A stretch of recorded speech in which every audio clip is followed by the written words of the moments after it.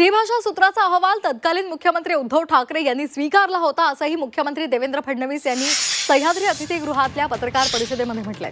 अहवाल आपण बघितलाच नव्हता तोपर्यंत आपलं सरकार पाडण्यात आल्याची प्रतिक्रिया उद्धव ठाकरे यांनी मातोश्रीवर घेतलेल्या पत्रकार परिषदेत दिली आहे।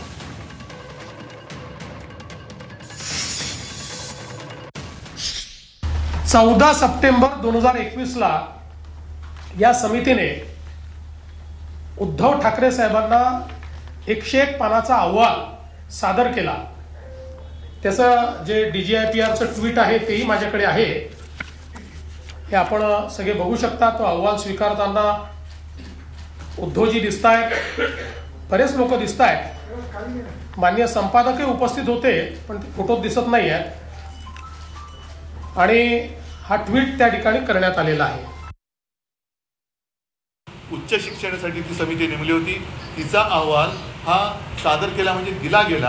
आता तो दिला गेला, तो एक असतं की बाबा तो सादर केला गेला, पण तो केला गेल्यानंतर त्याच्यावरती पुन्हा काही चर्चा करण्यासाठी अभ्यास गट नेमला, त्याची एकही बैठक झाली नाही। म्हणजे तो अहवाल प्रत्यक्षात माझ्यासमोर कधीच आला नाही आणि आम्ही त्याचं पानही उघडून बघितलं नव्हतं। आता प्रत्यक्षात तो अहवाल काय आहे हे बघण्याची मला उत्सुकता आहे, पण त्याच्यात काही जरी असलं तरी आम्ही हिंदी सक्ती होऊ देणार नाही।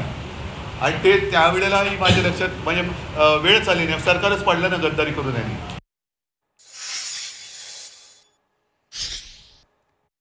21 सप्टेंबर 2020 रोजी महाराष्ट्राचे तत्कालीन मुख्यमंत्री उद्धव ठाकरेजी यांनी हे शैक्षणिक धोरण कशा प्रकारे लागू करायचं याकरता एक तज्ञ समिती नियुक्त केली होती। 16 ऑक्टोबरला त्याचा GR 16 ऑक्टोबर 2020 रोजी उद्धवजींच्याच नेतृत्वाखाली हा GR निघाला।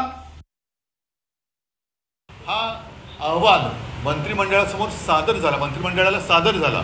आता तो अहवाल सादर झाल्यानंतर त्याच्यावरती पुढे अंमलबजावणी कशी करावी की न करावी यासाठी एक अभ्यासगट नेमला गेला।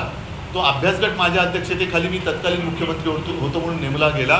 त्याचं हे काही इतिवृत्तांत वगैरे सगळं आहे, ह्याच्यात सगळं दिलं आहे, त्याच्यात पण आहे। तर तो नेमल्यानंतर पुढे सरकार पाडलं यांनी, त्याच्यामुळे ना अभ्यासगटाची मीटिंग झाली आणि तो जो काही शिफारसी ज्या केल्या होत्या तो आम्ही कधी पान उघडून पण बघितलं नाही, पण GR यांनी काढला।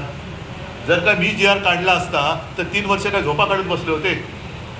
3 वर्ष कोणालाच कळलं नाही मी काढलेलं GR, आणि मग मीच माझ्या GRची होळी करीन।